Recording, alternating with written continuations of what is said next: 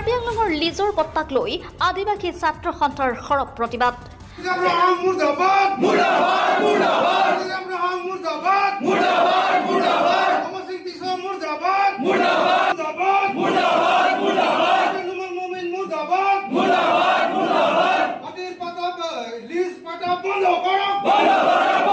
আন্দোলনৰ কাৰ্যসূচীৰ ঘোষণা। কাৰ্বি আংলং সাহিত্য শাসিত পৰিষদে নতুনকৈ প্ৰদান কৰা লিজ পট্টাক লৈ আজি কাৰ্বি আংলং আদিবাসী ছাত্ৰ সন্থাই এক চিন্তন সভা অনুষ্ঠিত কৰাৰ লগতে বিভিন্ন সমস্যাৰ বিষয়ে আলোচনা কৰে। সভাত কাৰ্বি আংলং সাহিত্য শাসিত পৰিষদে অজনজাতি লোকসকলক প্ৰদান কৰা লিজ পট্টাক লৈ সৰব হৈ পৰে আদিবাসী ছাত্ৰ সন্থা। জনকীৰ্ণ সভাত এই লিজ পট্টা শীঘ্ৰে প্ৰত্যাহাৰ নকৰা পৰ্যন্ত আদিবাসী ছাত্ৰ সন্থাই ভয়ংকৰ গণতান্ত্ৰিক আন্দোলন গঢ়ি তুলিব বুলি হুংকাৰ দিয়ে আদিবাসী ছাত্ৰ সন্থাৰ মুখ্য উপদেষ্টা অনিল তপনই।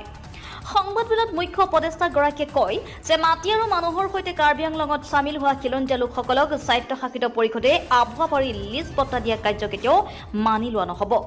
কাৰ্বি আংলং আদিবাসী ছাত্ৰ সন্থাই হুংকাৰ প্ৰদান কৰে যে কাৰ্যৰ প্ৰতিবাদত আদিবাসী ছাত্ৰ সন্থাই অহা 18 আগষ্টত কাৰ্বি আংলং স্বায়ত্ত শাসিত পৰিষদৰ আদিবাসী প্ৰাধান্য থকা 15টা পৰিষদীয় সমষ্টি আৰু মুখ্য কাৰ্যবাহী সদস্যৰ প্ৰতিমূৰ্তি দাহ কৰাৰ লগতে 26 আগষ্টত ডিফু ফুলনি আৰু চিলনীজানৰ ৰাজচক্ৰ বিষয়া কাৰ্যালয় ঘেৰাও কাৰ্যসূচী গ্ৰহণ কৰিব। ইপিনে ছাত্ৰ নেতাগৰাকীয়ে বিধায়ক নুমল মমিনৰ ওপৰতো ক্ষোভ প্ৰকাশ কৰে।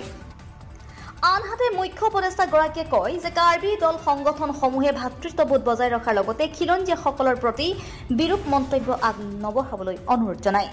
সভাত উপস্থিত আদিবাসী জাতীয় সংগঠনৰ শতাধিক লোকে লিজ পট্টা বাতিলৰ দাবীত শ্লোগান প্ৰদানেৰে উত্তাল কৰি তোলে। আমি শুনি পালো যে বৰ্তমান অট'নমাছ কাউন্সিলে কাৰ্বি আংলঙত বসবাস কৰা ইণ্ডিজিনিয়াছ যিবিলাক জনগোষ্ঠী আছে লাইক আদিবাসী হওক অসমীয়া হওক আৰু বিভিন্ন যিবিলাক আছে আমাৰ ইণ্ডিজিনিয়াছ ট্ৰাইববিলাকক যে লিজ পট্টা ইছ্যু কৰাটো আজিৰ চিন্তন সভাই ষ্ট্ৰংলি কণ্ডেম কৰিছে। তুলিৰাম নেতৃত্বাধীন কাৰ্বি আংলং অট'নমাছ যিহেতু 2012তো এটা কংগ্ৰেছৰ দিনত ছেইম মানুহবিলাকে ভূমি নীতি ওলাইছিলে, আজি ছেইম এই মানুহবিলাক এতিয়া লিজ পট্টা ছিষ্টেম ওলাইছে।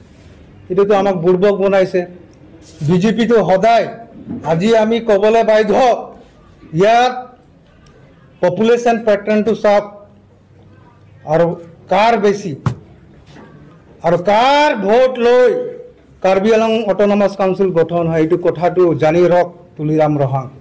আমি এতিয়া ভোটৰ পেটাৰ্ণ পপুলেশ্যন হিচাপত আমি ভাগ বতৰা খুজিম 1951 পৰা ষ্টাৰ্ট কৰিম মাননীয় তুলিৰাম ৰহাং পৰা। আমাৰ ইয়াৰ মানুহবিলাক খিলঞ্জীয়াক আপুনি ইমান ইজিলি লৈছে নেকি? একবাৰ ভূমি নীতি ওলাব, একবাৰ এই বিজেপিৰ এইটো লিজ পট্টা ওলাব, এইটো আমাক কি ভাবিছে আপুনি? কাৰ ভোট লৈ আপোনালোকে MLA MP হৈছে? আজি আমাক জবাব লাগে। মেকানিজম হ'ব MSC ৱাইছত কেনেকৈ বচাম, কেনেকৈ মাটিৰ পট্টা দি আমাৰ প্ৰভিজন আছে, আমাৰ হিষ্ট্ৰিকেল বেকগ্ৰাউণ্ড আছে, আমি মানুহে মাতো আহিছোঁ, এইটো চবেই জানে। কিন্তু আজি যিবিলাক আমাৰ ইয়াত ইলেক্টেড হৈ যোৱাবিলাক গাধাবিলাক এদিন 4 আনাও আমাৰ নন ট্ৰাইবেলৰ কাৰণে আৱাজ নুঠায়। ঠিক এনেকৈ হাৱাত আহি গ'ল ডক্টৰ নুমল মমিন ডিপুটি স্পীকাৰ বৰ্তমান। সি বহুত আইন কানুন শিকায় কিন্তু একো নাজানে। ইও একটা গাধা মানুহ, চেলফিছ মানুহ। প্ৰপাৰ্টি বনাইছে দিল্লী বম্বে গোটেই বনাইছে, গুৱাহাটীত বনাইছে, নিজকে ডক্টৰ বুলি কয়। আজি আমাক চব খিলঞ্জীয়াক মাৰি সি এতিয়া এইটো একবাৰ তাতে গুৱাহাটীত বহি আছে। ইয়াতকৈ এইটোতো মোৰ বোলে পলিটিকেল দিগদাৰ হৈ যাব বোলে, এইটো মই মাত মাতিব নোৱাৰোঁ সি কৈছে বহুত মানুহক। আমাৰ প্ৰমাণ আছে ডক্টৰ। এইবিলাক কথা বোলে নামানো, আমি ট্ৰাইবেল একে। তেনে ছেইম মানুহটো ইলেকশ্যন জিকিবলৈ কেনেকৈ কয়, কাৰ্বিৰ ওচৰত গ'লে কয় আমি চব ট্ৰাইবেল এক। আৰু যেতিয়া non tribal Karbi non Karbi ভাগ কৰা মেইন মাষ্টাৰ মানুহ ডক্টৰ নুমল মমিন, আৰু নিজৰ পাৰ্চনেল বেনিফিট উঠাই আছে আৰু নন ট্ৰাইবেল যিবিলাক ইণ্ডিজিনিয়াছ মানুহ মৰি আছে। এইটো তাতে যাক। এইকাৰণে আমি আজি কাৰুৱা আজি সিদ্ধান্ত লোৱা হ'ল যে 18 আগষ্টত ইফিজি বাৰ্ণিং হ'ব, একদম জোৰদাৰ আদিবাসী ওলাব, একদম মানে হাজাৰ। ঠিক এনেকৈ ইয়াৰ অফিচ ঘেৰা হ'ব 25 আগষ্ট, এইটো হাজাৰ ওলাব, আমি দেখাই দিম। এই আন্দোলন ইয়াত অকল সীমাবদ্ধ নাথাকিব, গোটেই অসমত লৈ যাম। তাৰ জগৰীয়া হ'ব হিমন্ত বিশ্ব শৰ্মা বিজেপি চৰকাৰ আৰু আমাৰ তুলিৰাম যেটো বৰ্তমান কাউন্সিল চলাইছে বিজেপি কাউন্সিল।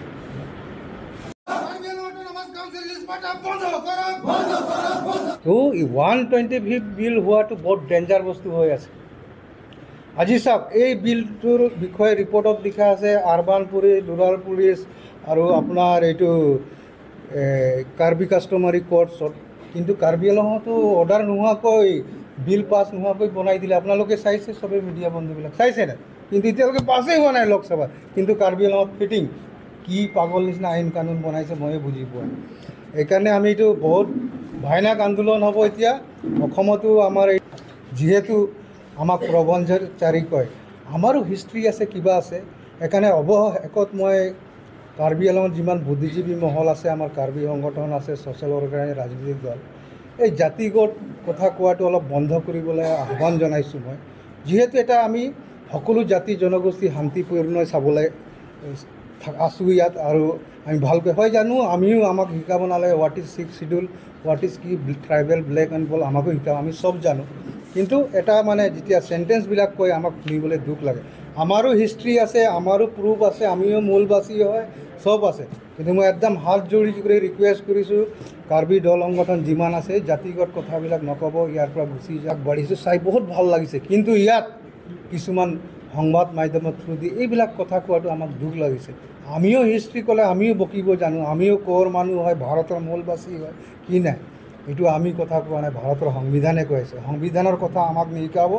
সেইকাৰণে আমি শান্তিপূৰ্ণ চবেই আছোঁ, শান্তিপূৰ্ণভাৱে যাব লাগে।